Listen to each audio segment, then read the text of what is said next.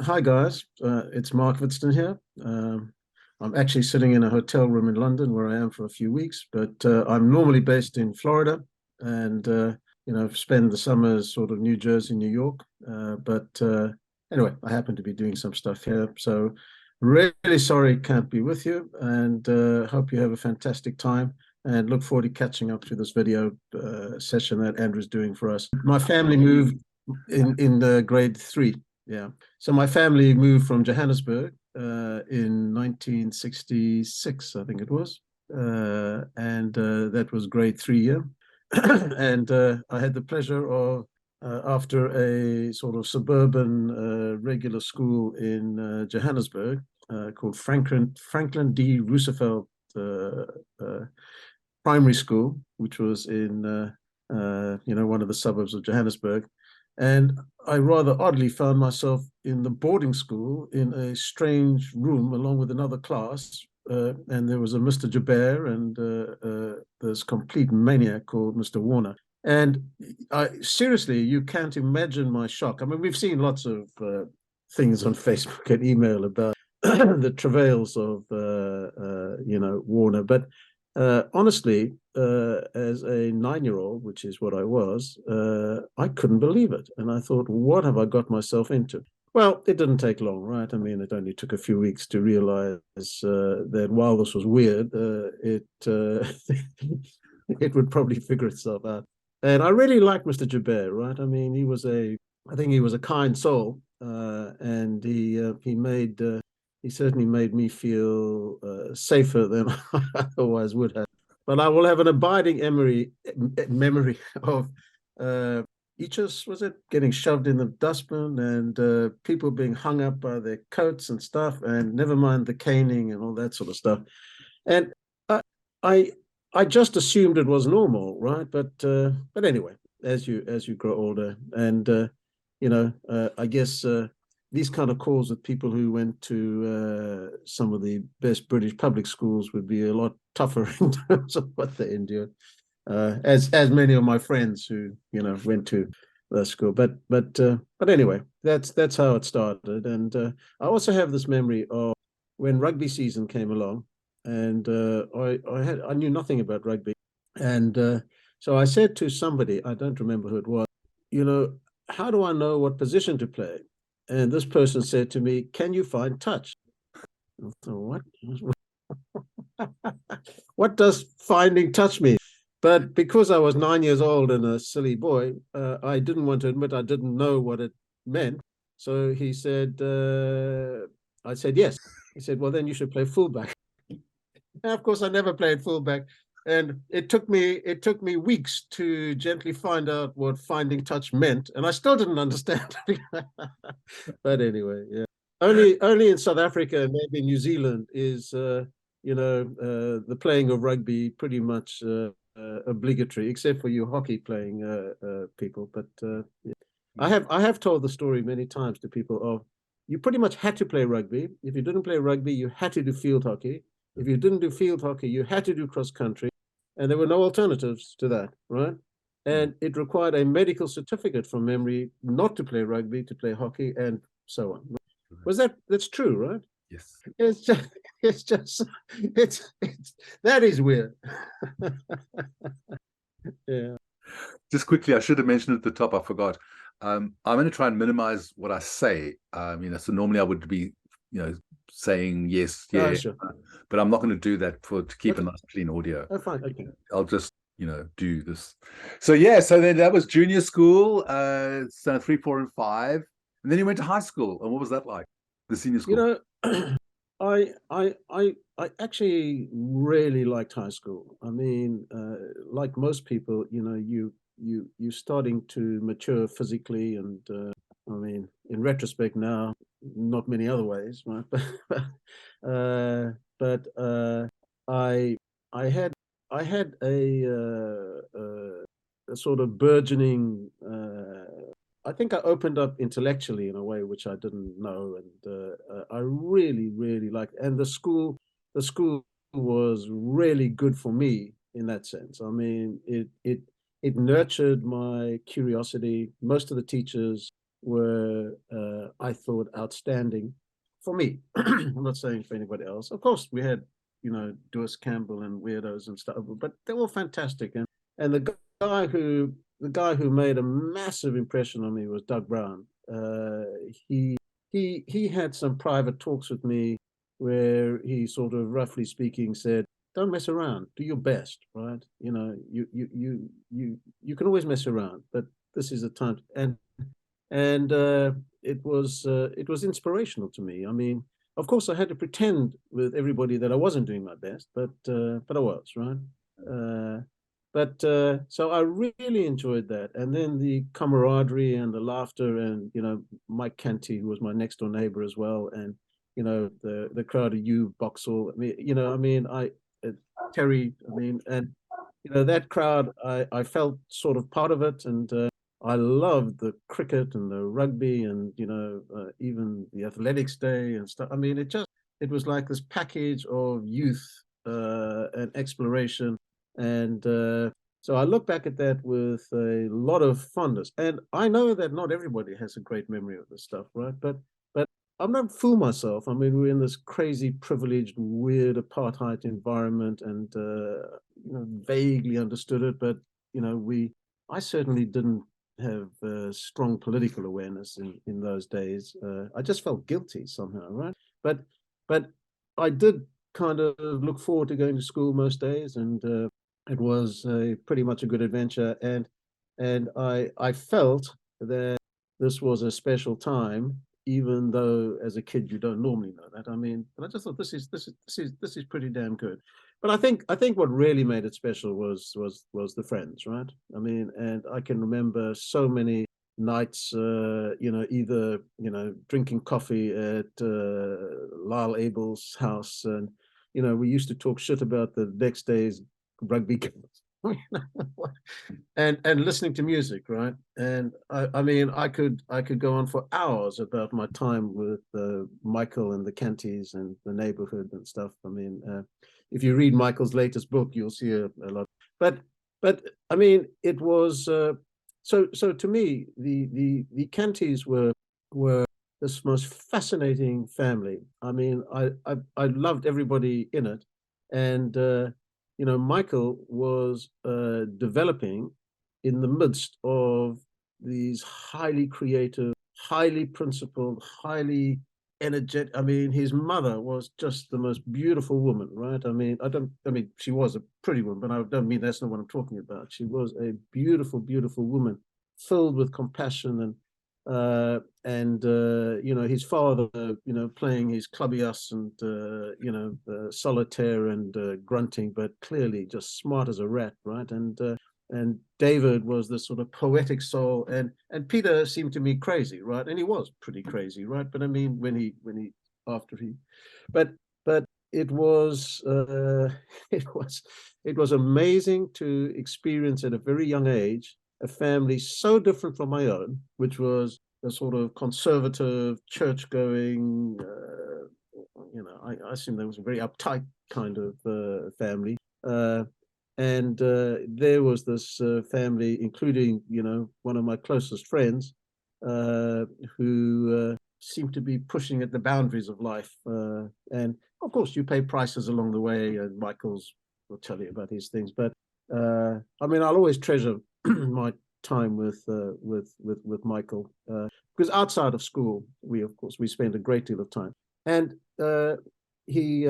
I mean, there's lots of Michael stories later on at university and stuff like that. I mean, I still remember waking up.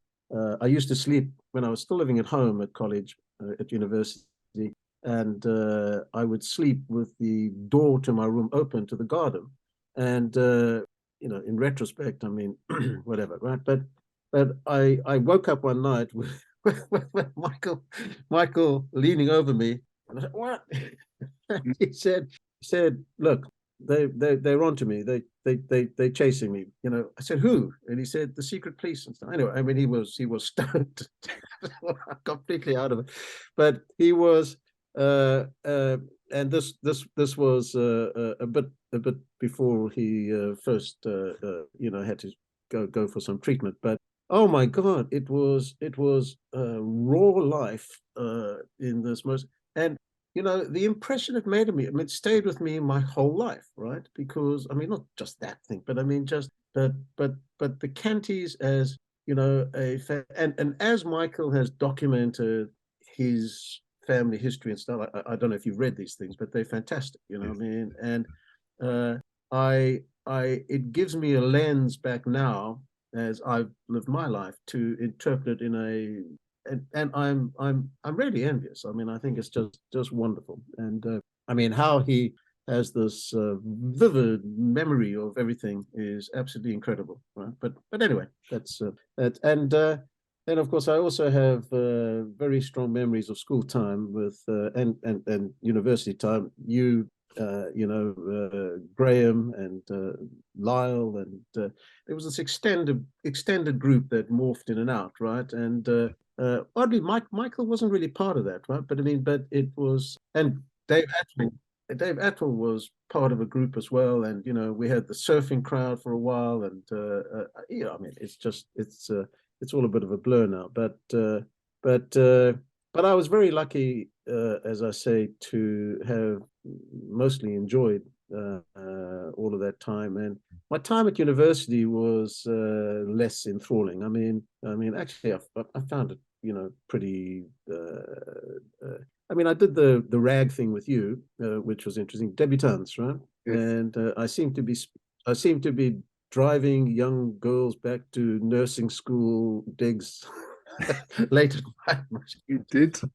Uh, honestly, when I was doing it, I thought, okay, this is a good thing, so I'm happy to do it. But I then thought, this could be a good way to meet someone that I could have a relationship with. But I couldn't. I was already hooked up by the time the Deb's ball came about. I mean, so it was That was the truth. That was a good yeah, cause. it was a good cause. Well, Yeah. I do remember being at one party, and I can't remember why, but I felt like it was somewhere in Bishop's Court. I don't remember whose house it was, and it was I was celebrating something, so I drank quite a lot, and then I smoked some weed, and Oh God. I don't know, it just That's hit the end me, of that. and Yeah. Yeah. I ended up lying in a bush at the bottom of the garden, and they they found me there, I don't know what time, and they carried me in, and and the parents were looking over me, and I'm going, oh my God. Wasn't And that at the bottom? it could be. I don't remember, but it was. But I mean, I just remember it was in Bishop's Court up that road, Yeah. and yeah. But I think that's the only other time I can remember doing something like that. Well, I think that I embarked on I did the BSc thing. I sort of didn't really know what I wanted to do, so I did English, philosophy, math, applied math, physics, and so I had to work very hard. I mean, or at least I had to attend lots of lectures and stuff like that. And I mean, in retrospect, I mean, it's kind of fine. I mean, it's not how the American liberal arts university approach is, but I did get a broad education, and I mean, the philosophy. I majored in philosophy, and I did. that's probably been of most value to me in my life of all the stuff I learned and studied. And I'm pleased one of my sons is majoring in philosophy at college now. Not because of me, but independently. We'll see. We'll see. I mean, he's only first year, so we'll see. But and you know, I don't know. I had the army looming, and it was just pretty. I don't know. I just didn't like it, and I was in a relationship with Laura, my first wife, Laura Emsley, as you probably remember her. Mm-hmm. And I was really scared about going away and what do I do? I mean, I don't know. And it was no longer you just had to, do your studies, have fun, and hopefully do well at school. And I think it was the first time I felt sort of the realities of life encroaching, and it all seemed unreal to me. University, and and then I did 2 years in the army, and that was just brutal. I mean, oh my God. And you know, it I mean, the waste and, you know, foolishness of that all. But anyway, it's part of our history, I guess. Yeah. And yeah, well, I think it you know, I remember thinking, you know, you met people from walks of life different from the Cape Town, you know, southern suburbs, right? And I realized how privileged we really were, right? And there's one thing knowing it abstractly, but and you know, the I felt sort of a sense of admiration for these PT instructors who were so physically strong and adept and, you know, 18 years old, but they were really into it. And I thought, you know, I bet their school wasn't like our school, that, you know, they didn't go to college or anything like, or at least not yet, and stuff like that. So I was for basic training with other graduates, and Gary Folds was with me, I think, and I think there may have been a few others. I can't really remember, but Gary would tell you. I mean, I don't know. It was this kind of a wake up call to the realities of life, which were much starker than I actually knew. But it wasn't, you know. Then there was 6 months officers training and stuff like that, and in the end, oddly enough, I got transferred for my second year to the military academy to lecture maths to students. So it was a very it was not trudging the borders, right? I mean, and I was very happy about that. I mean, you know, sort of a combat environment was really not my thing, but yeah, I'd planned an academic career, right? I mean, and I thought I would do math, and I'd done honors in maths the year before I went to the army, and you know, I had sort of enrolled for a PhD, Yeah. but I thought, you know, I thought about it, and I thought, well, you know, why do I want to do this? I mean, I love math. I mean, and I found it beautiful, and I thought, well, what I'm going to do for the rest of my life with this, though, right? I don't think I just want to be a teacher, but I don't think I'm a good enough mathematician to be a good research mathematician. And even if I'm good enough to do it a bit, it's going to be second rate, right? And I wasn't scared of that per se, but it just seemed to me like, well, aren't I just falling into it because it's the best I know now about what I can do? And it just didn't feel right. So, and then I had this army thing looming. So I thought, well, let me go do the army and then I'll decide. So while I was in the army, I, you know, learned things and met people and came across things. And I was lecturing math. So I had a taste of what that was like. You know, no, this is definitely not for me. And so you know, I started thinking, well, what can I do that's related to math? And I thought, oh well, you know, the only thing I could heard about was being an actuary. So I thought, oh well, I'll do that. And I started trying to find something where I could do that. But once I learned what an actuary actually did, it seemed incredibly boring and not really mathematical, right? I mean, it was trivial, you know, numerical stuff, really. And but while I was doing that, I stumbled across, you know, as part of the process, I stumbled across this thing called reinsurance, which is I suppose, kind of structured finance for the insurance industry. And well, this actually sounds quite interesting. I don't know what it is, but it sounds quite interesting. And I got offered a job, so I took it. And I pretty much spent the rest of my working life doing that. And I retired about a year ago. Well, mostly retired. I mean, I've certainly retired from the full scale, you know, working, which, and yeah, I mean, that's the work side of thing. I'm not going to bore people with it, but you know, it is interesting, and it would be fun. It would be fun to hear other people reflect on how they started on what they did, and how they stayed with what they did, how many deviations they had, and did they revert, and how do they feel about it now, right? And I feel okay. I think is the right thing to say. I mean, it provided for us very well. I mean, it was interesting and challenging in ways that were different from what I knew. It's developed as a sort of interesting business, and I was at the forefront of a lot of that. So I mean, but when I think about my life, my work is not going to be the top thing on the list. It's a form of structured finance specific for the insurance industry. That's the best way of describing it. And oddly enough, there's a whole industry focused on that. I mean, and it's not very big. I mean, well, you fund insurers, right? I mean, and you optimize parts of their balance sheet and help them to manage volatility, and you support. I mean, I mean, there are probably lots of people in finance out of our class. I mean, and if I said it's specialized structured finance for insurance companies, that's roughly what it is. Yeah.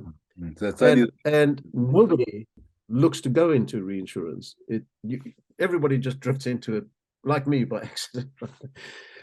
but it's not entirely like Hotel California. You can leave, but most people don't, right? So that way it is like Hotel California. Yes, I'm sure. But yeah, no, it's very analytical, right? I mean, so it's very much about the underlying thing is data, understanding the dynamics of the exposures and how do you finance those best, and then it has a strong legal component in terms of what are you really covering. I mean, you can't cover nuclear wars, blah blah blah, right? I mean, and then there's a deep commercial component, which all businesses have, of course, where these deals have to be negotiated, and anyway, that's kind of it. So I have a lot of friends. That's not true. I have a few friends and a lot of acquaintances from my 40 plus years in that business, mostly in London and New York is where I was based. But I spent 35 years commuting across the Atlantic. When I was living in London, I was commuting to New York, and when I lived in New York, I was commuting to London. And the reason I'm retired is because the pandemic came along, and we locked down mostly in Florida. And after 6 months or so, I said, I just can't go back to that, right? I mean, I just cannot do that, flying. It had become so much part of my life, I didn't realize how ridiculous it was. So that was an easy trajectory then on to retirement, because once I stopped the infrastructure of what I was doing, it was easier to take away the thing itself. So Laura and I got married when we were 21. I mean, that's just, and we had a son. We have a son called Ross, who is now 37 and lives in Helsinki in Finland, and has been there for the last 10 years. And he is an artist and a experimenter of things digital around art, and he says he has some sort of issues on the spectrum, which makes him want to live in a particular way. But I'm very proud of him, because he's in Finland because that's the best place for him to be the way he wants to be. He does what he does because it's the best way for him to be who he is, and he's growing in his own way. And it's good for him. And Laura and I don't really talk to each other very often anymore, but she's in touch with. She lives in London and still there, because that's where we went in 1985. And then we got divorced, and I had a few years of sort of bachelorhood in my 30s, which was quite good fun. Although I wasted a lot of it on excessive work, right? Because I wasn't very happy about the divorce. I mean, it was. I mean, I think you never know the true dynamics of a divorce, right? But I mean, it wasn't fun. It really. I mean, it was a growing experience. It forced me to confront certain things, but I certainly was very cut up with it, you know. But amazingly, some years later, I met Victoria, who's my current wife. We've been married for 27, 28 years, whatever it is. And she's an amazing person who her background is advertising as well, actually. And then when I met her, she was working for what was called creative fragrances. So she worked for this company that would create fragrances, often in conjunction with some celebrity, whatever. Anyway, but we started a family, and we ended up with three boys. One boy who is now 23. He's living in France for a year. He graduated from college last year, and one of his majors was French, and he's doing this French. The French government have a scheme where you get a fellowship to teach English to kids and use it as an opportunity to really become Frenchified, right? And that's what he's doing. I'm actually seeing him tomorrow because he's coming over for the weekend, and we're having like a family reunion with my sister and a few nephews who live here and stuff like that. It'll be fun. And then we're hanging out together on Sunday before he goes back on Monday to France. And then we have twins who have just turned 20 last week, and they are first-year students at college in America. The one's at a college called Colby College, which is up in northern Maine. He's in the middle of the frozen wastes. I don't know why he wanted to go there, but he did. And appropriately for being in the frozen wastes, his main interest is philosophy, which as I said to you, I think that's great. So he sent me one of his essays that he did, and when before he submitted it, and he said, "Do I have any comments?" And I went back to him. I said, "Listen, you can't plagiarize like this." He said, "What are you talking about?" I said, "You didn't write this." He said, "Yes, I did." I said, "You did?" It was amazing, absolutely amazing. I couldn't believe it, right? And it was. I mean, I love that, right? I mean, none of my kids were academic. They did fine, but they weren't turned on by it. And now, finally, I mean, the twins both had to repeat a grade along the way and stuff like that. But finally, he's found intellectual curiosity and is exploring it. And I spoke earlier, that was precious to me. So it gives me a kick as his dad for him to see that, to experience that. So, and the same with my other son, who he's at Trinity College in Hartford, Connecticut, which is another liberal arts school, great school. And he loves it. He's doing a general liberal arts thing. I think he hasn't decided yet, but I think he'll probably focus on economics or something like that. I mean, it does honestly, it doesn't matter. I mean, when I think of how people stress out about college and stuff, in the scheme of life, it matters virtually nothing. It's about learning who you are and how to be and stuff. And there's a lot of pressure in America. Excuse me. Yeah, I mean, there's pressure on kids everywhere, right? I mean, there's pressure on kids in the UK as well. I mean, I know well, but there's this farcical thing in America about getting into the best college, right? Whatever that means. So, I mean, it drives parents batty, and the kids. It's just not good, right? I mean, and but anyway, that's behind us now, thank God. And we're awesome. I tried to stay away from it, but Victoria always gave me shit. She said, it's not fair that I have to do it. I said, what do you want me to do, right? I mean, if I try and do it, you're just going to oversee it anyway. But anyway. Do what? No. Oh, the college entry thing, right? I mean, and traipsing around the country looking at these schools and stuff like that. And it's like a ritual, a rite of passage, right? And the really parenty parents, plan it years in advance. Okay, we're going to do this trip to the northeast, and then not my thing. Yeah, and I remember that bar, and the those two characters, and I can't say the words, but I have recounted those great phrases many times to people, particularly in the States, right? And I absolutely killed myself laughing. Somebody sent me a YouTube thing of Charlize Theron, or she calls herself Theron in America, right? Mm. And she was giving these phrases, even down to your master puss. she said, you can get it. There's a YouTube thing with Charlize. She is the most beautiful woman I've ever seen, right? And the way she is, she's so charming, right? I mean, and the way I could. Oh yeah. It was there is some.